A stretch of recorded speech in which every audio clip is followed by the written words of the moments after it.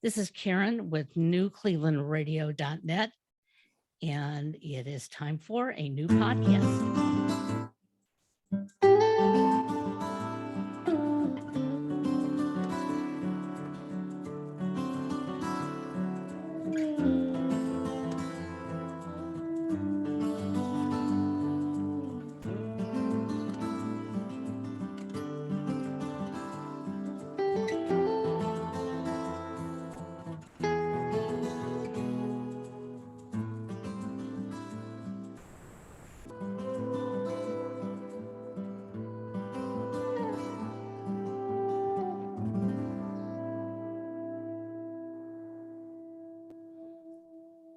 Hi, this is Take Two with Betsy Broadman, and today I'm really excited.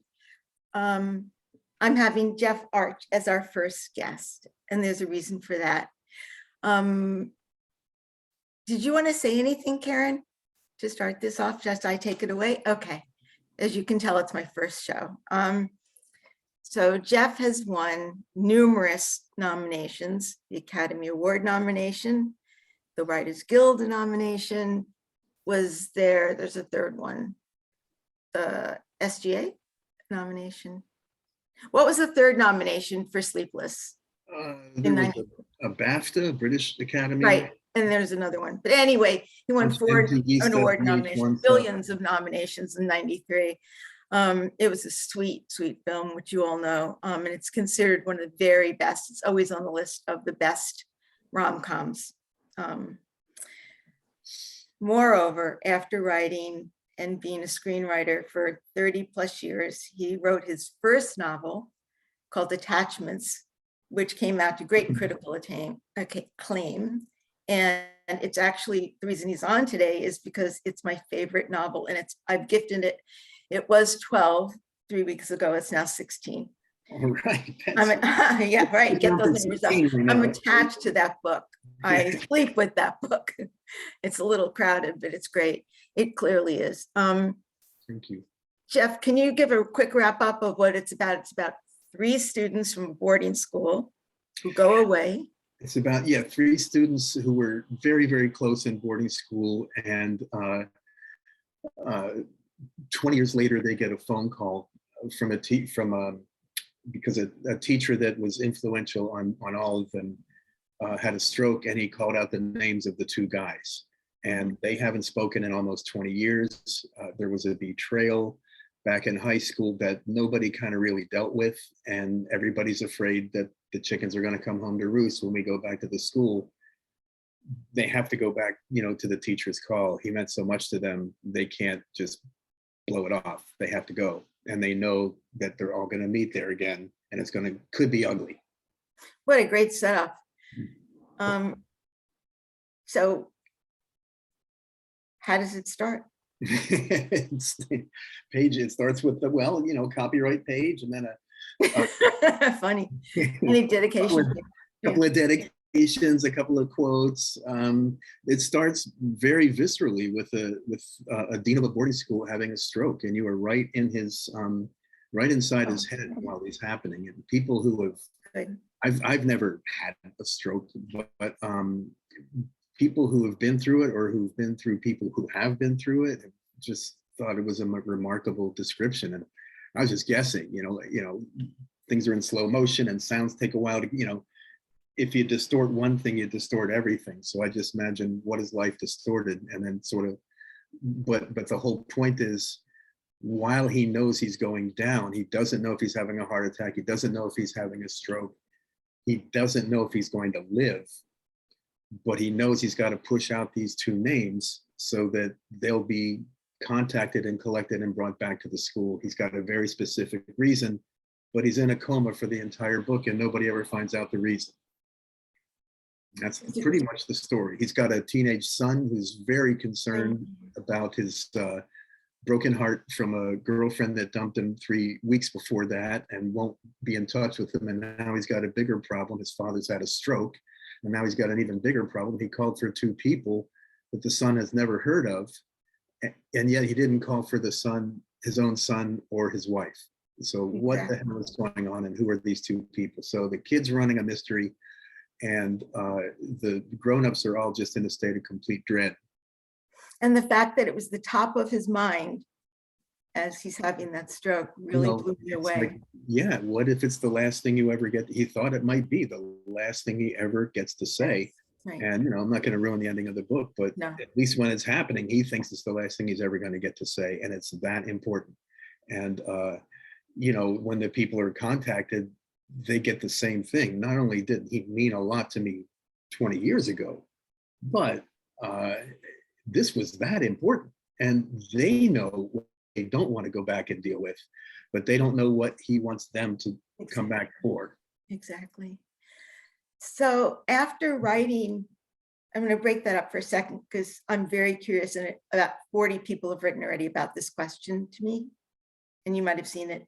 After having written screenplays for 30 plus years, and you transferred to this, and you started with that premise or that notion, how did that go? I mean, was it an easy thing to do to go from writing something as finite as one to something as ethereal as the other? Yeah, well, that was the liberation and also the terror, the fact that it isn't finite. With a screenplay, no matter what story you're telling, no matter what world you're bringing people into, you got 110 pages. That's it. Yep. You have 90 or so minutes to set up a world, to set up the rules of that world. Who are these people? What's their life like? What's the problem? What are the obstacles, and what do they got to go through? And you can pack a whole life into that 90 minutes. With the book and with a screenplay, you can only put on a page what someone can see or hear. So you can't put what somebody's thinking. If there's a bird flying across the screen, say a bird flies across the screen. You don't describe it, that's it. So you can't get into anybody's head. So the liberation of going to a novel format was I could go anywhere. I could go for as long as I needed to. And I could get inside people's heads and tell what they were thinking. So Right. I ended up with like 6 main characters who each get their own chapters, and they alternate. And when you're in each person's chapter, you're in their head going after the things that they want. And I don't know if people have favorites or not favorites, but to me, they were all my favorite. And if it's unique in this way, it's because there's not a bad guy in there. You're rooting for everybody, but that these 6 trains are all going to crash. And if you read it and got that sense of just like these trains are all coming to the station at the same time, then I did a good job. And also, I think the way that you wove that tapestry of these people without making it deter too much and taking off too much on one side or the other, i.e. with one character or the other, was really brilliant. They seem to know, and these characters I've never written, they all come alive. I've written for 40 or 50 years now, and the characters come alive. They have their own lives. They're stubborn. They do things you don't want them to do. And then sometimes, just like kids, you got to give them a little rope and see what they do with it. And if they go too far, you got to bring them back. If they don't do anything, if they're dull or something, you got to ask yourself, what's going on? Where's the spark here? In this one, they were especially cooperative and especially stubborn. Each one would step up and say, I'm ready for a chapter.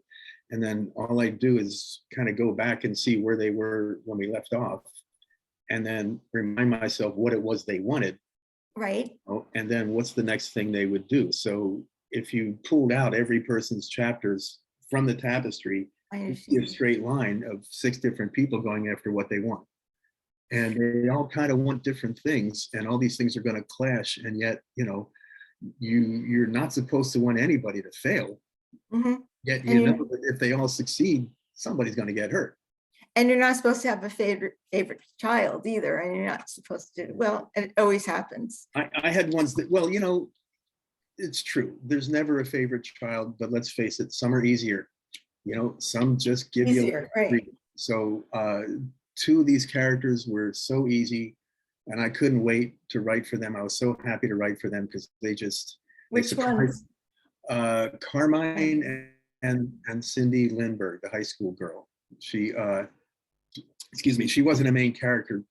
She just showed up in the middle of writing That's this. surprising me. Okay. just showed up. I had no idea there was going to be a character like that, but I needed her to give Chip, who's a high school student in a boarding school, I needed him, when you're in boarding school, you need to ride somewhere, you have to go to a day school.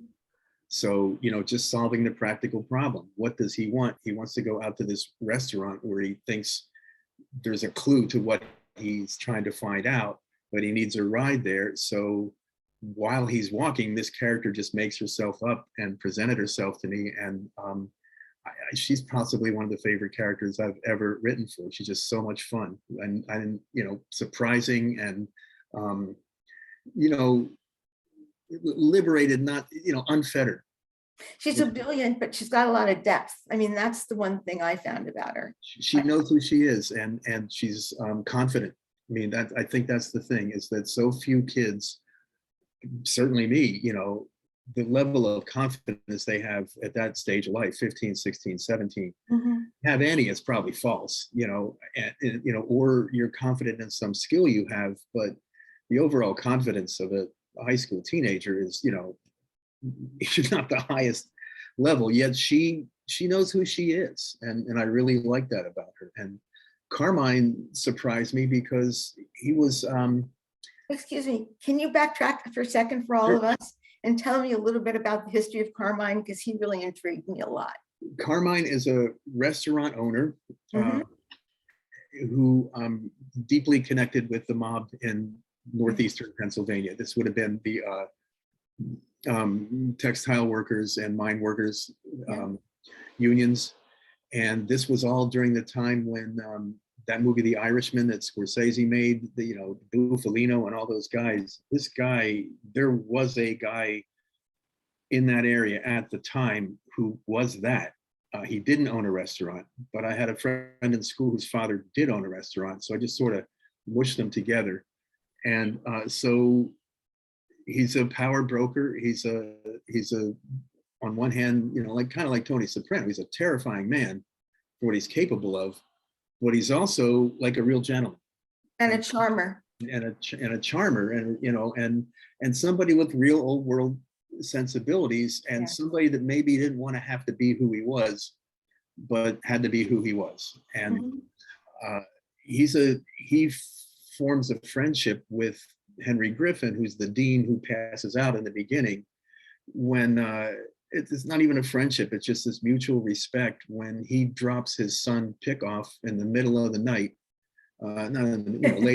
during office hours, late at night, and just drops him off and without a word, and turns around and leaves his kid at boarding school like that. And Griffin looks across the desk and sees this wounded, angry, coiled up kid. Yeah. His heart just breaks for him right away. So he puts him in a dorm room with another kid that he thinks would be a good friend for him. And that's the other main character of the story. That's Goody. And they're very opposite, but they become best friends right away, like brothers right away, the way it happens. And the only problem is Goody has a girlfriend that Pick doesn't know about. And the next day Pick meets her and he falls for her, not knowing it's his best, it's his friend's girlfriend. And, Pick also has a sense of, you don't do this. There's a line in the book that says, even Carmine Piccolo's boy knows, you don't have to tell him, you don't make a move on your best friend's girl. And within, days, all three of them are best friends. And Pick is just longing to be the one holding her hand. And she's actually, it's when you have love triangles, it's usually the person you meet first, but in this case, it was the person she met second. Goody was the one she loved, and then Pick was the one she absolutely needed and craved. And you can't help that stuff. So they spend the whole school year trying to not feel what they're feeling for the sake of this guy that they both love, because he's the last guy in the world you want to hurt. That's such a multi-dimensional thing, because on some levels it's so adolescent, in some ways it's so much about loyalty, in some ways it's all of those things combined, and you did an amazing job. Thank you. Well, It's all of this. It's adolescent, but the intensity and the inexperienced part of it is adolescent. We're all still going through the same stuff. Yep. We're some jealousy, betrayal, thinking something's going to get taken from you, not knowing if you're, what's the big term that's going around now? Imposter syndrome. Yeah. So pick, as I'm adapting this now into a movie, Pick's sort of taken over. It's sort of being his movie because I can't have 6 main characters. And I think sort of when I read through from his whole point of view, he might have that. He feels that a lot of what he has was gotten falsely, especially his marriage. He feels like he stole her, and he ended up marrying the girl in the triangle. He ended up marrying Laura, who was Goody's girlfriend. Right. They betray him. He catches them in bed, and Goody runs away and doesn't come back for 10 years, and then another 10 years. So they know that their act caused their best friend to just disappear and run away and not have the future he was set up for. They know they broke his heart. He goes off and writes a book about that experience, not intending to hurt them. Actually, it explains that he wrote it for his own healing process, just to get it out of his system. But somebody, a writing teacher, saw it and tried to get it published, and it got published, and then it went all around the place. And now, because he didn't expect this to go anywhere, he used everybody's name, and so now Pick and Laura are married and they're starting a life. And everybody knows that this guy cheated on his friend in high school and in their circle. So that wasn't Goody's intention, but it's what happened. And there's flirting with the movie business because Goody gets a movie deal for that book. And mysteriously and suddenly the movie falls apart and Goody runs away again. And that's after having a one-day meeting with Laura, when Laura and Pick were on a business trip to California, and Goody's out there. And she gives him a piece of information that makes him run off again. And we don't see him for another 8 years. That was so heavy for me. I read it. And it's, I never know, you never know. What happens when people read your, you put the ingredients in and this much sugar, this much salt, this much, lemon and vanilla and whatever that stuff, you get a cheesecake. And you can say, okay, this works for me as a cheesecake, but you've eaten 1,000 of them by the time you send that one out the door. So you don't know what it's like for anybody to eat it for the first time. And it's great. So it's great to hear. I'm all writers do this. We're pressing jukebox buttons, but we don't know if you're really going to hear the song. I had one general question for you, because you seem to be able to do it in your screenwriting as well as this novel. How do you write such beautiful, emotional words and storylines without getting saccharine? Well, do you know what I'm saying? I mean, not the words. I mean, the second part, the saccharine part is that comes from editing. If you go too far and you're just going, oh my God, this is just, you cut it and you shape it. Where it comes from the first time, I honestly don't know. You can ask anybody who writes music or anybody who paints or anybody who writes. I come from a craft point of view. So my craft tells me what's needed. So I'll know I need something funny here, or I need to end this chapter here, or I need some event. Every scene in every movie and every story has at least one event in it. And that doesn't mean an asteroid lands. It can be, a piece of information happens. It can be something tiny, but there's an event. So what is the event of each thing? And when I know what needs to happen, that sets the table for it to happen. But it just, I almost can't even take credit for it. It comes out because I need something to come there. And I go, I need a paragraph here. I have no idea what that paragraph's going to be. When I see what it is. Can you stop? You have no idea what the paragraph's going to be, but you know what the goal is, or? I know what the intention of the actor, the character was when they got into the situation. What you have to do in any situation is you give somebody an intention and then you're frustrated and you see what they do. So, I know that there are people who very legitimately, the way their brains work is they will put the whole thing on a board that goes all around their, and they have index cards and pictures and magazine things and all these things that help them with their vision. And when they get it all worked out, then the writing, it's just a mechanical process, maybe with a couple of, surprises and discoveries. And some incredible movies were written that way. I can't do that though. Everybody's got their own method, and that sure isn't mine. I have probably a 70-30 balance, 30-70 balance of stuff I want to know is 30%, or not, or even less. But then I leave a lot for discovery. It's like planning a trip across the country. You can say, okay, we're going to go from New York to Cleveland, and then Cleveland to Des Moines, and then Des Moines to whatever, Salt Lake City. You could just say, okay, I've got 4 stops to make, and then we'll be there. And some people do that. Some people don't even do that. They just get in the car and go. As long as the compass says west, cool. Maybe they'll get to the coast one day.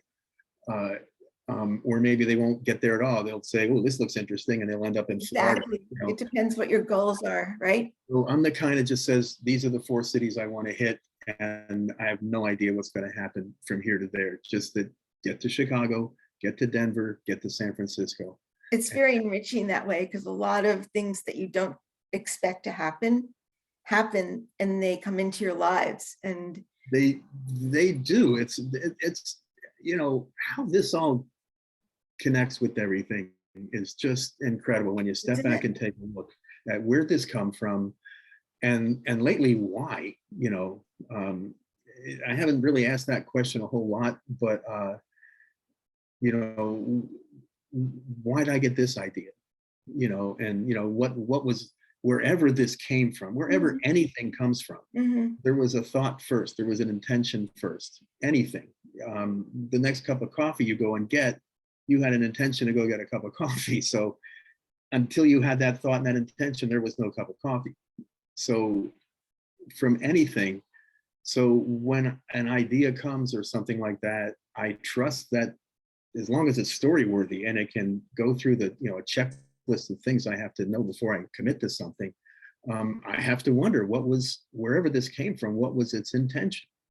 And that kind of keeps you, it keeps you honest, because it doesn't feel like something that I'm doing, for profit or for any kind of mercenary reasons. yeah, I know. Not that doing this for money is a problem, but when you get an idea and it stays with you and it won't let go, I have to figure it came from somewhere, and it came from somewhere for a reason, and it picked me. I absolutely felt that with Sleepless, when that idea sort of dropped down all in one night. And I absolutely had this feeling of, what does that say? The sweepstakes thing, you have been selected. Yeah. That's sort of what it felt like. You've been selected to receive this story. Don't mess it up. And with instructions like that, I went to work right away. Right. It's like a brook. It's a real blessing. It is a blessing, and I trust where it comes from, and that, it picked me because it thought I'm the one for this. Carry it forward. Yeah. It takes it. I didn't think so at the time, because that's how the story came to me, but I was aware that commercially, a love story where the people don't meet is not a slam dunk. It is now, but nobody thought that was going to happen. And I just thought, if I can pull this off, if I can keep these 2 people apart until the last page, and I do it well, this is going to be a monster. But only if you do it well, because if you mess it up, it's just, what the hell were they doing? I didn't want that. No. Do you have any passage that we talked about 3 passages? Are there any that we talked about that would be appropriate now? Well, we were talking about something all soft and romantic like Sleepless. This is not that. I mean, this is. I'm talking about from the book. Right. Well, the book is not, it's not dark or anything, but it's not a fluffy romantic comedy. So no. Everybody's going to have to shift gears. So Betsy, we talked about the elevator one. We did. And take your time. It's okay. We talked about one in a hotel lobby. Let's do the hotel lobby. Okay, so. Is that okay with you? I mean, it's up to you. Yeah, let me just remember. Sure. Okay, just to set this up, Pick is now very successful lawyer in Manhattan who's doing everything he can to run away from his father, to run away from his past. But ever since he was a little kid, he wanted to help the little guy, and negligence suits, not ambulance chasing, but going after big companies that screw people over and then send lawyers to make them go away. So he's protecting the little guy. In a way, his father did too. But now he's back at the school. He's very concerned. The word went out. Pick showed up the next day when he got the phone call. He was at the school the next day. Nobody knows where Goody is. So it's taking a while to find him. And at this point, Pick doesn't know where Goody is, and he's gone back to the hotel where he's been staying, watching over the teacher and, he's a powerful guy. So he's bringing in doctors and specialists, and everything they couldn't do for this guy, he's doing to try and save his life. But now he's back at a hotel. And this is Wilkes-Barre, Pennsylvania, which is not Paris. It's not even the worst part of Paris. It's just an ugly, depressed place, and there's just no other way around it. So let's see. Okay.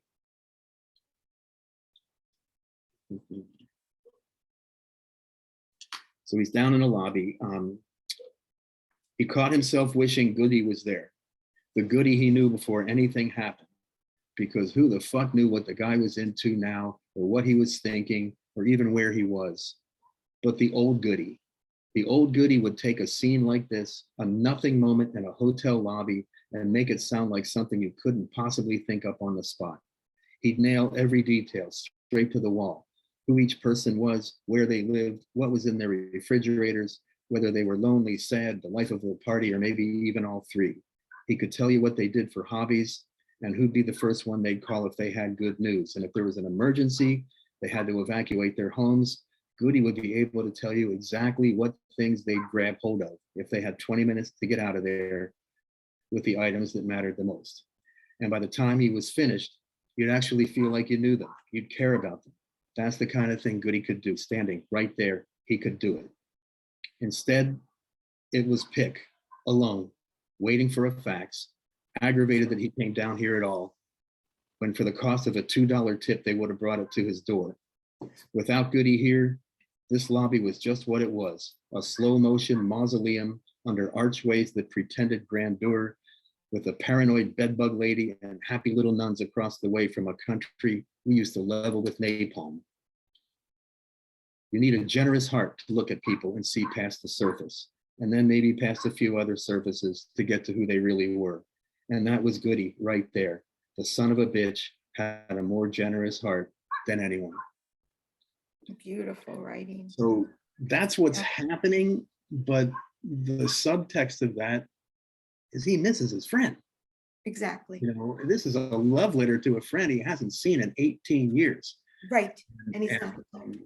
So there's what's going on, there's what's really going on. So rather than say he missed his friend, I didn't know this was going to happen. I just put Pick in a lobby and said, okay, I got to describe this lobby now. So what would be around? Well, there's always nuns looking at tourist brochures, and I do remember when the bed bug scare, there was some thing on CNN 10 or 12 years ago, and bed bugs are going to be everywhere. So, you just remember this stuff. And what am I going to put in this lobby? Okay, some nuns looking at tourist brochures, and a lady complained to the manager about bed bugs, and that's all I needed. And I want to say something about Vietnam. So that was my little anti-war moment. Like, what do we do? They could have been here without the napalm.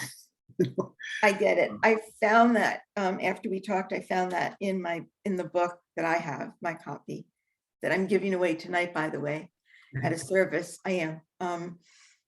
That is going to be printed up in someone's service. Oh, wow. Yep. Wow. Goodness me. He did some healthcare work in Vietnam. So wow. You're hitting a lot of different global health and a lot of places, Jeff. You are. But the reason I asked you to read that was really because it was so many issues that you succinctly put in to one, or I don't know how many paragraphs. I don't know if it's written in paragraphs. It doesn't matter to me, but so many verses, not many verses. It's succinct, but it's magnificent. Well, thank you. Really are quite, when I said you were extraordinary, I meant, anyway, enough of the accolades. You'll get a lot, but I just. Say something wrong. We got to balance this out. Say something wrong. We will after, but I'm just saying, I just marvel at the way you can take emotions from here and bring them up to here and bring them over to here. But I don't know if you can see them, but bring the spectrum of emotions very I intensely. appreciate that. Beautifully. It's the only thing I can take credit for is the sitting there and knowing what needed to happen. What happened is just not me. I swear. Yeah, but it's up here somewhere, or it's in here somewhere. I don't know. We're gonna get cosmic now, but I'm in California, so I can do this. It feels like it's up here and coming from above right straight through. And what every, I don't like to say artist, but what every creative, you have to do, or every artist, what the hell, you have to get out of the way. And so all of the things that you're responding to like that are times when I got out of the way and just did what needed to be done. Then you look at it, then you say, then the craft person comes back and says, now how do I make this better?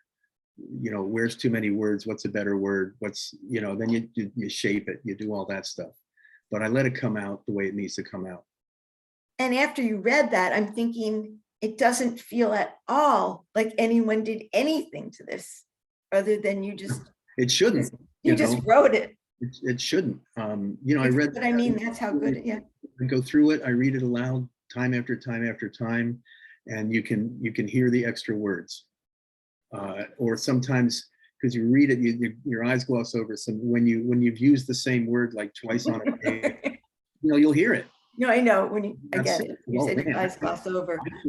I can't say suddenly twice on one page. I can't say suddenly twice in a book. So I'm constantly, there's got to be another word. That happens. What I love the most is taking what's there and making it better. The part of the process I really don't like is going from zero to finishing a first draft. And a lot of people, that's the only process they do like. Is then the hard work begins. But for me, once that happens, the hard work is over. And not that the rest is easy, but it's so much more enjoyable for me to tweak something rather than create it from scratch. When you wrote, let's just talk about that passage for a second. Is that okay? All right, to stay on that. When you just read that, or when you read it before, did you ever go, wow? Did you ever just, I'm not saying your ego, I'm not talking about that. I'm just saying, even if you're thinking, you're just reading the words or you're reading the impact, do you ever with your work go, with anything that you've done, does it ever just knock you out? First, does it work? That's always the first thing. Does this work?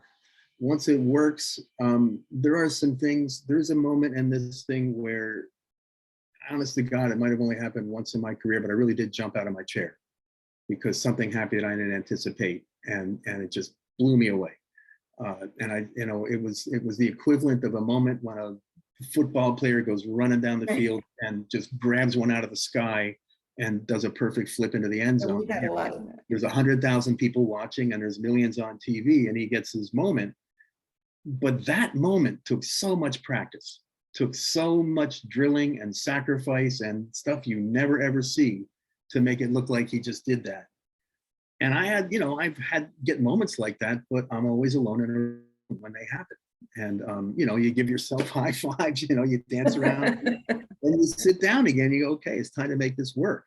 But there are times when, I'll with this one especially, because they're like that. There's big chunks, and I'll just say that's I would be really pissed off if somebody else wrote that. That's kind of the way the praise comes through to me, not like, but man, I'm glad that was me, because it would really bum me out if somebody wrote that, because I'd feel like they were taking my thoughts.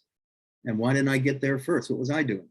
So yeah, there's a lot in this that really, again,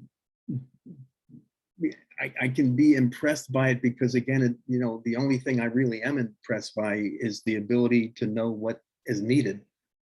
And again, I do take credit for that because that's a lifetime of training. But again, the part that comes through, I'm just grateful for it, and I'm grateful I know what to do with it. And everything is filtered through how you feel about people or what happened that day. But one thing, everything I've written over the years, there's been only one thing that had an actual villain in it, and it was a Disney movie, Iron Will. I read it. It had to have a bad guy. It had to have a clear bad guy who was just a bad guy, because it was a kid's movie, and there couldn't be any ambiguity about it. Aside from that, not a single thing I've written has a villain in it or a bad guy. It's just people are their own villains. People can get into trouble all by themselves just by going after something they want and being, stupid about it, or incomplete. Or, the lesson of this book is that, the difference between wanting something and having to have it is the origin of all of our suffering. And Can you say that again? the difference between wanting something and having to have it is the origin of all our suffering. And it really is. I mean, It's a great quote. we're not supposed to, no one's going to create a human being that doesn't have desire. It's people misread that, like, Buddhist and Eastern religions are there to kill desire. They're not. They know that we they know that we're going to want things. If it's dinner, if it's clothing, so it's fine to want stuff. It's fine to go get stuff, but wanting it and having to have it, that gap, once you've crossed over into having, then you start doing things. Then your behavior changes, your ethics can change, all kinds of things can change depending on what it is, how badly you want it, what you're willing to do, and what you might be willing to do that you wouldn't have before, because now you're so deep in it that you have to have it. Right now, whatever it is that Putin wants in Ukraine, he could get it without war.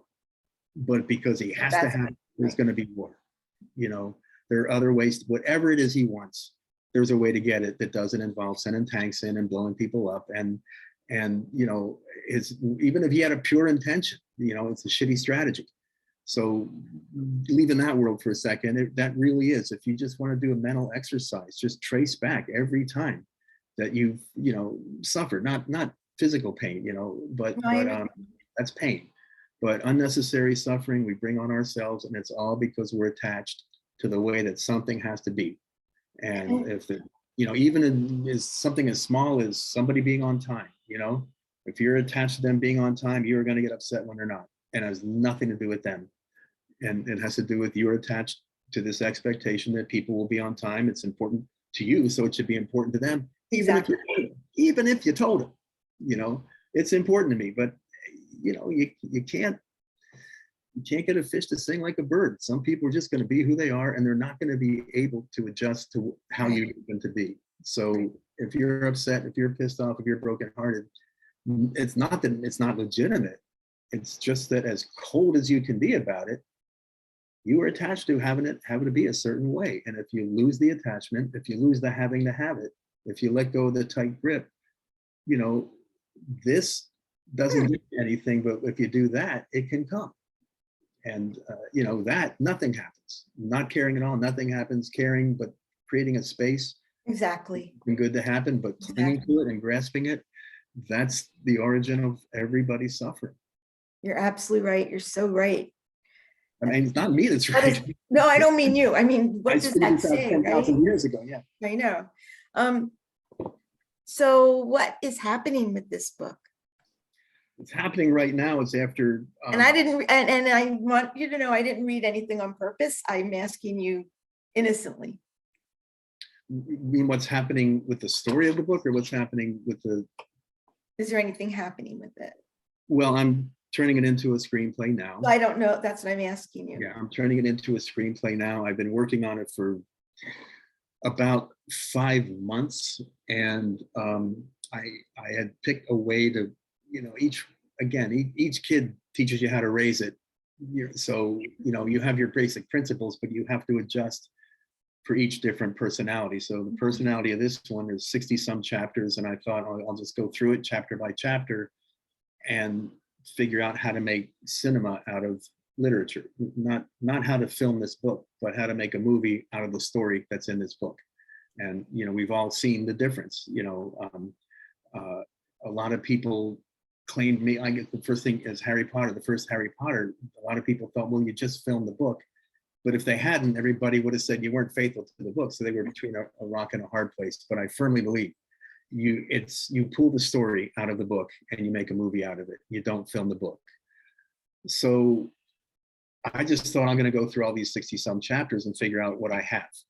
And then again, like they did when I wrote the book, one of these characters is going to take over the story, and that's going to be who it's about. So that's 5 months of that. And just this week, the brick hit me, whose story it is and what to do and how to do it. And then again, once you... Can I stop you? When you say whose story it is, can you be more specific? Well, I have been preaching in every screenwriting class I ever taught that there can only be one main character in a movie. And in a book, there can be lots, but in a movie, there has to be one main character. Like even Butch and Sundance, it wasn't about two guys. It was Butch Cassidy's story. Right. He was the one that had the goals. He was the one that had the, just keep thinking, Butch. He's the one that had the ideas, and Sundance would ride along and carry him out. So I knew two things. One is that one of these people, it's their story, and there really only were 2 or 3 candidates out of all of them that you could run them through the whole story and say, can you take, do enough? Does this tick enough boxes? Then there's this thing that looks very simple to people who are not writers, and it's called a log line. And a log line is like a 1-sentence description, one sentence that encapsulates your entire story. And the example I always use is Rocky. A down and out boxer gets a once in a lifetime chance to fight the heavyweight champion of the world. So there's 4 parts of that. The first part is the hero, a down and out boxer. The second part is the goal, beat the heavyweight champion of the world. The third part is the threat. The heavyweight champion of the world is the threat. And the fourth part is a question that the person hearing this thing has to ask, which is, will he do it? Will he beat the heavyweight champion? So all of Rocky is, will that guy beat that guy? Exactly. And there's not a single scene in Rocky, whether Stallone is in it or not, there is not one scene that doesn't relate directly to that. So I teach this stuff. We have expensive seminars and cheap seminars and scholarship, but I teach this and I pull it out of people. But I never did it for me, and because it's a pain in the ass, and I didn't want to do it. So this week I said, I agreed to teach another series of logline classes. And what I gave you about Rocky is, when TV Guide or a listing has to boil down, what's this movie about? They crunch it into a sentence. For the writer, if you know what that sentence is, as hard as it is to encapsulate that, you have a roadmap through it. So you can start there and then you can go. So now, so now I know exactly what to keep in and exactly what to take out of this book, because if it doesn't fit the one sentence, it can't, the hero, the goal, the threat, and the question, it goes. Which means people might have favorite scenes and go, oh, I can't wait to see that scene in the deli with the Spanish teacher. That's not going to happen because that doesn't relate to the main thing. So, but it makes the selection process really, really clear. And also, I sort of wrote this thing inside and outside each character. Like, I wasn't inside these people when I was writing their feelings and their everything they were going through. It's sort of arm's length. But if I was writing from any one person's point of view, it probably would have been Goody, because Goody he had more things than I had. He did different things with him. When you say that, what do you mean by he had more things than you had? A lot of both Goody and me, Goody and I lost our fathers during summer break between school years.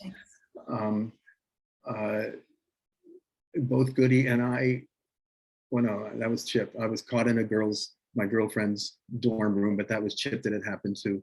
But Goody was the Jewish kid, the searcher, the guy who just kind of saw purity everywhere, but very cerebral. Not saying I was these things, but I gave him more, I was more of those things than I was like Pick. So I sort of wrote it as Goody with all these things happening, but not from his point of view, but just, he was my entry into it. And the movie now I'm writing from Pick's point of view, but in this case, not just pulling everything out of the book that has to do with my one sentence, but also getting inside that guy. And that's one thing I never did. So That's exciting. I'm going to get inside. And he seemed the most far away character from me. Unreachable? Yeah, I mean, I'm not a type A,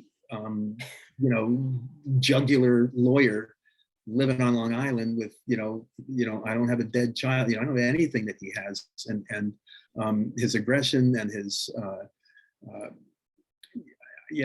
he's somebody I've been friends with guys like that, but I haven't been guys like that. So then you have to find the thing, underneath everything. If you go deep enough, there's a place where we're all connected. And so I have to go to the part that really does connect me with Pick. And when I think about what he went through in this, a lot of his goal in this thing is to hold on to something. Exactly. And to keep from losing something, but also to keep running from something he did that was wrong, and never owning up to a past, never seeking or granting forgiveness, never emptying the cup so you can fill it again. It's a hard way to live. The main thing was being scared that two things about him that I'm going to just personally hook into is being scared that something he has is going to be taken away. And that thing we called Imposter Syndrome, which I don't have, but wondering if what he has is really his, the deserving part. Ooh, So yeah. I somehow escaped that. I didn't feel, and maybe in my 30s or something, but I didn't feel imposter syndrome. I'm here because I'm here. And, anybody that thinks I don't deserve it or something, sit in a chair and do what I do, and then you decide for yourself. It's a beautiful book. Do you remember the other passage? We wrote talked about two other passages. The other one was Is there about, one that you'd like to wrap up on? You don't have to. let's do the hospital hallway one, because Thank you.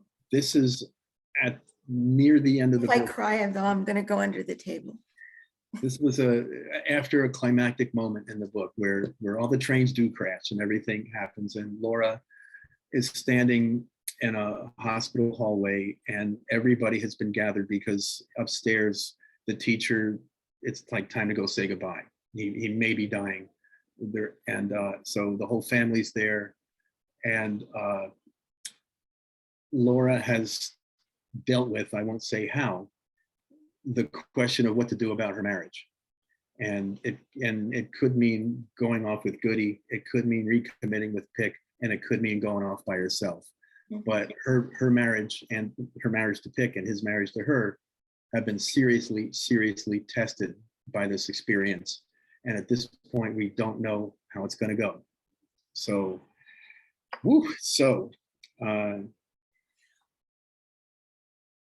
there's some dialogue here that I'm going to skip over because me reading dialogue doesn't really. So Goody and Laura have just had a scene, and Goody walks onto an elevator, and Laura's standing alone in a hallway. Let's see, an older couple came off the elevator, stepping slowly. The husband gripping his IV on wheels like a coat rack. His wife, her hand on his back, listening while he explained the different colored lines on the floor to her and what each color was assigned to and where it went. He was telling her that earlier in the day he had asked, but nobody knew how the colors were decided on, just that at some point they were. He was curious to know if the same colors meant the same things everywhere, or did each different hospital just choose for itself? But no one had been able to tell him. The wife noticed Laura watching them. She turned to her as they passed. He's an engineer, she told her, and somehow to Laura, that explained everything. Engineers need to know. They see patterns, they look for structure and predictability. To be married to one requires things. And to be one, married to someone who isn't, that requires things too. These were angels, Laura was convinced, sent to speak to her directly about what it takes to understand someone as they are, not as they were or might someday be, what it takes to hold two lives together, what it takes to walk like that down this antiseptic hallway, parsing out over the meanings of colored lines on the floor, better and worse, thick and thin, rich and poor, sickness and health and back again, good times and bad, until there's nothing left before you but death do us part. A slow, careful walk down the final runway, pushing your fluids on a pole alongside you. The white mile. He's an engineer. She'll ask Flora in the morning for him. He thanks her. Her hand steadies his back to keep him from falling. They got to the end of the hall and turned around. Laura lingered, watching them. 4 wide colors on a floor so shiny you could see their faces looking back, and a quiet and patient promise to find out what they meant. Unberufen. I will give you a... Thank you. You know, seeing it get to you started getting to me, but you know, listen, I don't know directly where that came from. I just knew, again, I need something to happen. So if somebody goes on an elevator, quite often someone comes off, you know. And I remembered my son had jaw surgery at UCLA, and I remembered walking him up and down the halls when he was recovering. And I guess that's the last time I was in a hospital, but we've seen enough hospital shows and everything, we know it. So you always have to take what's there. So, okay, if somebody, you know, kind of in a weird way with going all the way back to Sleepless, you know, if he's going to get one letter, if one person heard him, why wouldn't a lot of people hurt him? So that's when the mailman shows up with all these things. So if you can go on an elevator, you can come off an elevator. So she sees, and I didn't know it was going to be 2 old people. Well, okay, let's go with 2 old people. But the lines and what they represent much more than. And that's what you know, that's a callback to an earlier scene where Chip is running to the hospital when he finds out his dad's in the hospital and ICU with a stroke. Chip just blasts into the hospital and he sees these lines, you know, he doesn't know what the hell they mean, and he just picks one and runs. So it's sort of a callback to that, but it's not that necessary. And in fact, I don't think that scene's going to be in the movie anyway. So it's just going to be these guys. And you won't know, this is what you do, is you give the woman playing Laura, she'll have read the book, I guess, but none of that, she's just going to have to process all that. You know, you're going to have to see her thinking about the totality of marriage, you know, and what it means. And weirdly, this one, I was married to one person when I started writing this book, and I'm married to somebody else now. So there was a divorce in there. And one of the things that was hardest about it is I really took those vows seriously the first time, the second time too, but I really, you know, and so I guess I was, you know, really pondering at the time, you know, that line, what it takes to hold 2 lives together. I've been through it twice now, what it takes to hold 2 lives together. And it takes a lot. And the thing about an engineer and not an engineer, you know, you both have a responsibility. You know, if you're married to somebody who's this way, you can't expect to have them behave like somebody who's that way. And if you know you're this way and that person isn't, you can't expect them to understand you all. You've got to know they're talking a foreign language. So you have, you know, both people have to work at being who they are, but also meeting in the middle. And it's easier than it sounds, but that's it. You know, be who you are, but meet in the middle. I can't think of a better description, you know, of a healthy marriage. But to expect that person to come all the way on your side, never, ever, ever going to happen. No. Thank you, Jeff. Thank you. Well, we just did marriages. We should end on a joke, but I don't have any right now. But let's just say, no matter when this airs throughout the rest of history, let's just say to the good people of Ukraine, you don't deserve this. And I hope it comes out okay. And really just talk about suffering. A lot of people are really suffering right now. And we're sorry as people. It's because they're attached to staying alive and healthy, you know. But, you know, in that case, it's worth being attached to that. So, yeah, if you want to stay alive and healthy, look at how easy that is for us today. I forgot my Like that. copy of the book. Can you hold up the book? Yeah, So here's, people can find it in their bookstores. Closer, a little closer. Great. okay. And if you're going to get it online and you care about independent bookstores, there's a site called bookshop.org. I have it here. And you can designate an independent bookstore, and they share some of their profits, some of each sale with that store. We'll get some help from this giant organization, and instead of Amazon. But if you do go on Amazon, you do buy it on Amazon, and if you do like it, yeah, absolutely. These reviews help that algorithm just help other people find out about Did I it. put it up on my site after this? I forbid that. That's the only one anybody. Nobody can find out Oh, about. you're so hard to work with. All right. Right. Thank Let's you. keep this whole thing as, in fact, burn this so that no one ever sees it.